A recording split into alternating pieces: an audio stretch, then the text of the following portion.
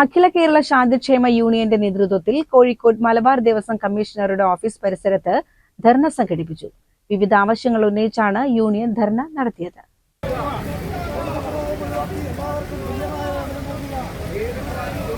Kozhikode civil station പരിസരത്ത് നിന്ന് ആരംഭിച്ച പ്രതിഷേധ ജാഥ ഓഫീസ് പരിസരത്ത് സമാപിച്ചു. സംസ്ഥാന പ്രസിഡന്റ് എസ് ഹരികുമാർ ശർമ്മ ധർണ ഉദ്ഘാടനം ചെയ്തു. ഈ സർക്കാരെന്നല്ല ഏത് സർക്കാരാണെങ്കിലും നമ്മളോട് കരുണ കാണിക്കുന്നില്ല. നമ്മൾക്കും ജീവിക്കണ്ടേ, നമ്മളുടെ കുടുംബം പുലർത്തണ്ടേ. ധാരാളം അമ്പലങ്ങളിൽ വർഷങ്ങളായിട്ട് ശമ്പളം കിട്ടാത്ത അവസ്ഥ ഉണ്ട്.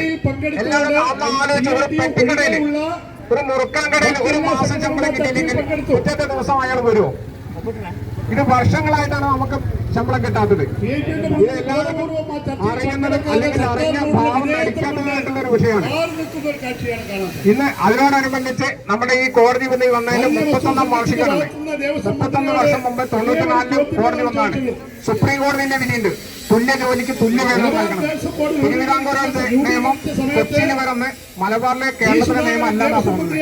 ഇത് HRMC പണ്ട് ബ്രിട്ടീഷുകാരുടെ കാലത്ത് അവര് പോയിട്ട് ആ നിയമം കൊണ്ട് ആൾക്കാരെ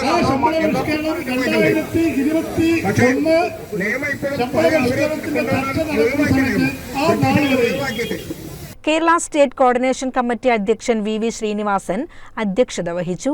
യോഗത്തിൽ Kerala state temple employees coordination committee general convener advocate Neeraj M Namboothiri അവകാശ പ്രഖ്യാപന പ്രതിജ്ഞയും പ്രഖ്യാപനവും നടത്തി. ധർണയിൽ അഖില കേരള തന്ത്ര സമാജം സംസ്ഥാന ട്രഷറർ എടക്കഴിപ്പുറം രമേശൻ നമ്പൂതിരി, അഖില കേരള തന്ത്രി മണ്ഡലം പ്രതിനിധി രാമകൃഷ്ണൻ ഹരിനമ്പൂതിരി, ശ്രീ പുഷ്പക ബ്രാഹ്മണ സേവാ സംഘം വൈസ് പ്രസിഡന്റ് സുധീർ നമ്പീശൻ, വാര്യസമാജം കോഴിക്കോട് ജില്ലാ സെക്രട്ടറി ശ്രീനിവാസ വാര്യർ, മാരാർ ക്ഷേമസഭ ജില്ലാ secretary Balan Marar, general workers association പ്രതിനിധി Sreejeesh Nambeesan, Kerala state coordination committee vice chairman MV Sasi എന്നിവർ സംസാരിച്ചു. ധർണയ്ക്ക് വി വിനോദ് കുമാർ സ്വാഗതവും കരിമ്പന ഉണ്ണികൃഷ്ണൻ നമ്പൂതിരി